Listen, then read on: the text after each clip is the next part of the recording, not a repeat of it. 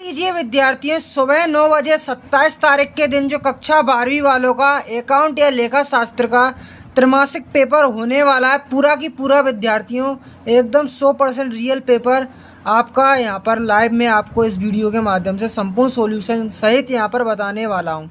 तो देखो विद्यार्थियों, तैयारी अगर कर रहे हो तो तैयारी के साथ इस प्रश्न पत्र को पूर्ण रूप से लगा लेते हैं तो निश्चित ही तैयारी और प्रपत्र की बदौलत आने वाले समय में 80 में से 80 अंक बड़े आसानी से आप यहाँ पर प्राप्त कर सकते हैं। तो यहाँ पर वीडियो के किसी भी पार्ट को या क्वेश्चन को मिस नहीं करना है। अगर छोड़ देते हैं या बाद में वीडियो देखेंगे, मैच करेंगे पेपर को, तो जो हमारे टीचर है अब आपको इस पेपर को संपूर्ण रूप से दिखाएंगे, तो वीडियो को शुरू से लेकर आखिर तक देखते रहें। राइट, सही विकल्प हमें चुन करके लिखना है। निम्न में से यहाँ पे पूछा गया है कौन सा यहाँ पे रोड़क प्रभाव का प्रयोग नहीं है। तो निम्न में से कौन सा रोड़क प्रभाव का प्रयोग नहीं है पूछा गया है। तो इसका सही आंसर आपका हो जाएगा दीर्घकालीन ऋणों में वृद्धि। दीर्घकालीन ऋणों में वृद्धि प्रयोग नहीं है। इसके बाद नेक्स्ट आपसे पूछा गया है निम्न में से कौन सा वित्तीय विवरणों के विश्लेषण का उपकरण नहीं है। तो इनमें से कौन सा है जो वित्तीय विवरणों के जो है उसमें उपकरण का विश्लेषण नहीं करता है। तो यहाँ पे तलपट तलपट एकदम करेक्ट आंसर आपका हो जाएगा। साझेदारी फर्म के समापन पर अविरत जो है लाभों व संचयों को हस्तांतरित किया जाता है। तो इसका सही आंसर आपका हो जाएगा, देखिए यहाँ पे साझेदारों के पूंजी खाते में, साझेदारों के पूंजी खाते में इसको संचयित किया जाता है। तो यहाँ पे सभी क्वेश्चंस के आपको आंसर बताए जा रहे हैं। देखिए सभी की पीडीएफ भी आपको प्रोवाइड करी जाएगी। तो आपको क्या करना है, अगर चैनल पर पहली बार आए हैं ना तो चैनल को सब्सक्राइब जरूर करिए और ज़्यादा से ज़्यादा यहाँ पे लेखा शास्त्र वाले बही खाता वाले स्टूडेंट्स तक इसको शेयर करिए। बही खाता जिनका भी सब्जेक्ट है उन तक इसको पहुँचा दीजिए। चलिए देखते हैं हम यहाँ पे किसी साझेदार की सेवानिवृत्ति पर उसकी पूंजी खाते में जमा किया जाएगा। तो क्या जमा किया जाएगा ये पूछा गया था।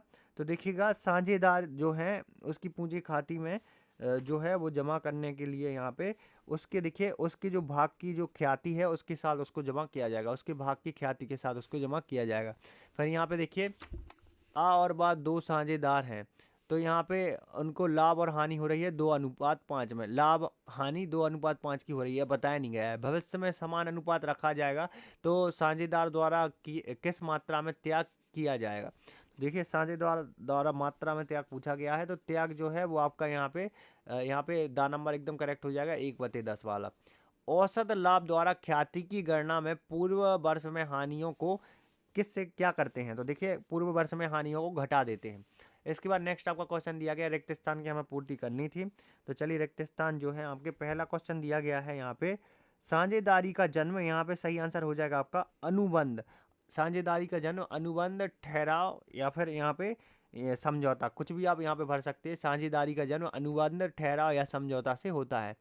प्राप्ति अनुपात बराबर नया अनुपात और यहाँ पे फिर माइनस पुराना अनुपात, नया अनुपात माइनस पुराना अनुपात। फर्म के विघटन के पश्चात साझेदार स्वयं का यहाँ पे क्या करता है, व्यवसाय कर सकते हैं, स्वयं का व्यवसाय कर सकते हैं। यहाँ पे चौथा दिया गया खाली स्थान। तो देखिए यहाँ पे समता जो अंशधारी हैं, समता अंशधारी कंपनी के स्थायी माने जाते हैं। समता अंशधारी कंपनी के स्थायी माने जाते हैं।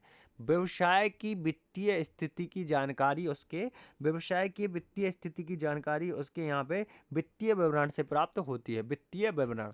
इसके बाद है आपका आदर्श चल अनुपात। आदर्श चल अनुपात 2:1 का माना जाता है। इसके बाद है दीर्घकालीन संपत्तियों का क्रय विक्रय, यहाँ पे विनियोग क्रिया कहलाती है, विनियोग क्रिया। इसके बाद एक एक नंबर की यहाँ पे 6 सही जोड़ियाँ होने वाली हैं। चलिए सही जोड़ियाँ देख लेते हैं हम। पहला जो हमारा दिया गया है यहाँ पे देखिएगा कुछ इस प्रकार से। तो पहले का जो मिलान है हम यहाँ पे करेंगे, देखिएगा साझेदारी संलेख बनाना। तो साझेदारी संलेख बनाना का हम जो मिलान है यहाँ पे करने वाले हैं अनिवार्य नहीं से, अनिवार्य नहीं है। इसके बाद है आपका पुराना, यहाँ पे अनुपात और माइनस नया अनुपात, पुराना अनुपात माइनस नया अनुपात, तो क्या हो जाएगा त्याग अनुपात। इसके बाद है वसूली खाते में संपत्तियां। तो वसूली खाते में संपत्तियां जो हैं आपकी यहाँ पे पुस्तक मूल्य पर दर्शाई जाती हैं। इसके बाद है अंशहरण खाते की शेष। तो अंशहरण खाते की जो शेष है वो पूंजीगत संचय में दर्शाई जाती हैं। इसके बाद आपका यहाँ पे आर्थिक चिट्ठा। तो आर्थिक चिट्ठा जो है यहाँ पे वो हो जाएगा आपका सत्य एवं उचित। इसके बाद है लेनदार। तो लेनदार का जो मिलान है वो हम कर देंगे चालू दायित्व से। इसके बाद देखिएगा आपका प्रश्न क्रमांक 5 है, एक वाक्य एक शब्द में उत्तर लिखने थे। ख्याति के मूल्यांकन पर आधारित क्या है।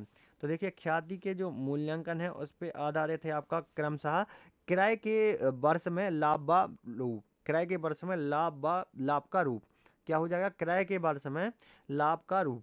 इसके बाद आपका यहाँ पे देखिएगा फर्म द्वारा साझेदारों की पूंजी पर ब्याज कब दिया जाता है।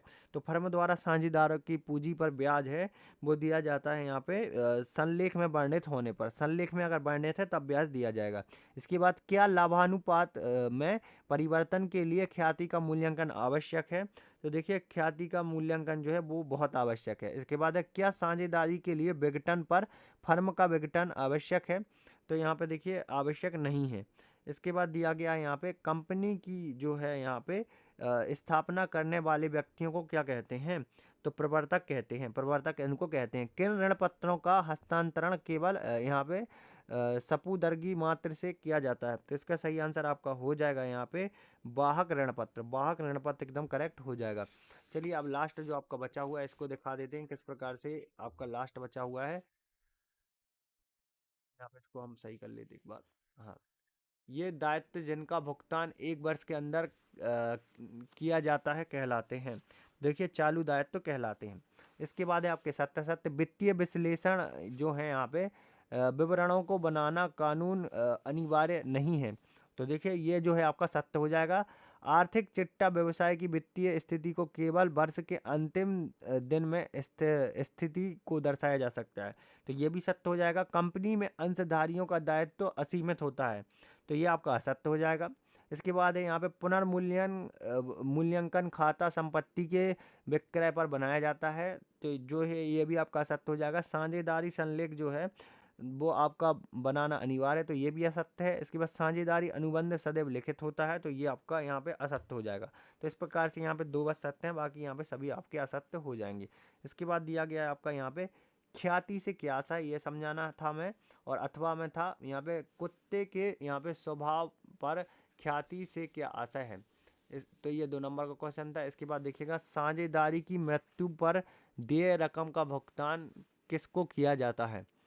निर्वृत्त साझेदार को वार्षिकी द्वारा भुगतान विधि क्या है। साझेदारी फर्म में समापन से क्या आशा है। वसूली खाता क्या है।